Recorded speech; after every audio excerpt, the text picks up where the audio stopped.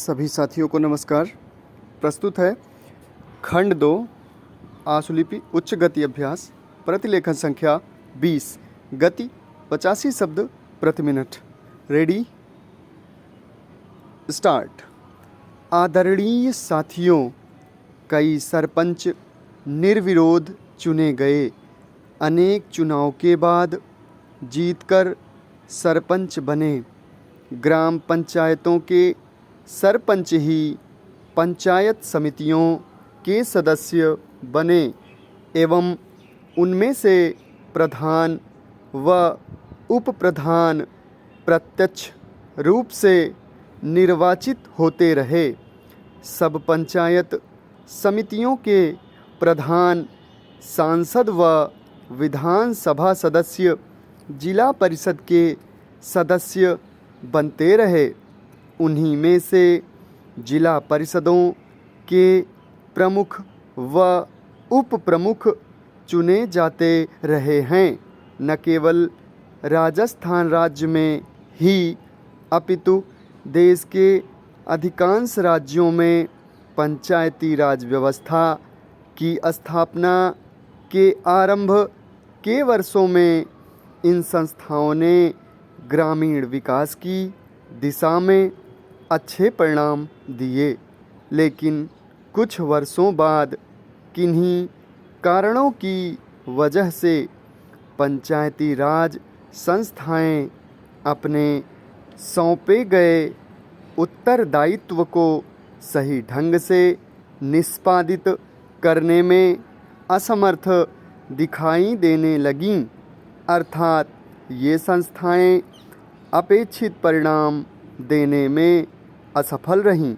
इसका सबसे बड़ा कारण इन संस्थाओं के पास वित्तीय साधनों की कमी रही।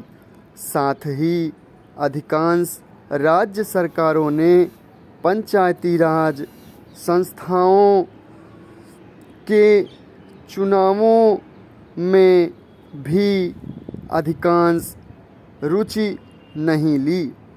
पंचायती राज संस्थाओं को अधिक गतिशील बनाने हेतु अशोक मेहता कमेटी ने सिफारिश की कि विकास कार्यक्रमों एवं योजनाओं को क्रियान्वित करने की जिम्मेदारी जिला परिषदों की हो।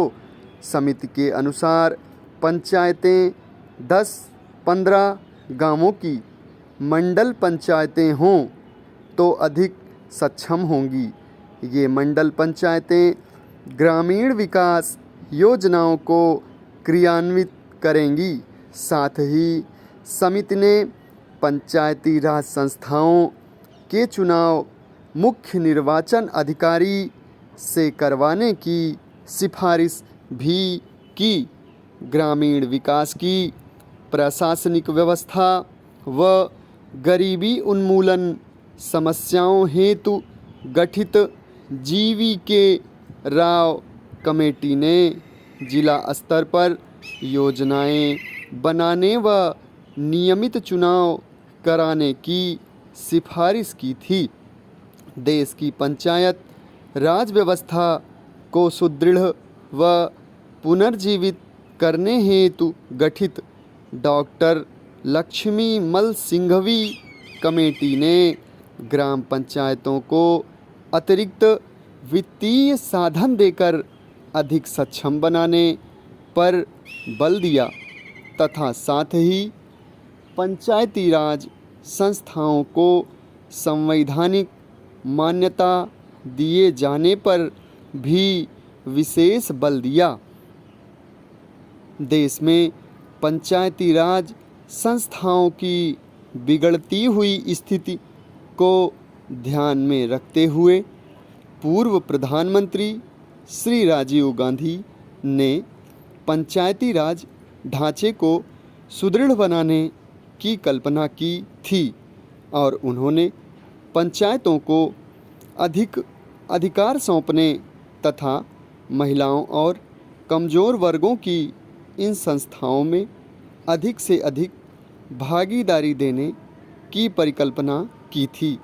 हमारे वर्तमान प्रधानमंत्री के प्रयासों से अब यह संभव हो पाया है कि इस संबंध में शुरू किए गए प्रयासों तथा राष्ट्रपिता महात्मा गांधी जी के ग्राम स्वराज के स्वप्न को साकार बनाने की दृष्टि से संविधान में 73वें संशोधन की कुछ महत्वपूर्ण बातों का जिक्र करना चाहूँगा। पंचायती राज संस्थाओं को प्रथम बार संवैधानिक दर्जा दिया गया। सभी राज्यों में पंचायत राज की त्रिस्तरीय पद्धति लागू की गई, लेकिन जिन राज्यों की जनसंख्या 20 लाख से कम है वहाँ बीच के स्तर की इकाई गठित करने की मर्जी राज्य सरकारों पर छोड़ी गई है। ग्राम सभा को वैधानिक दर्जा दिया गया।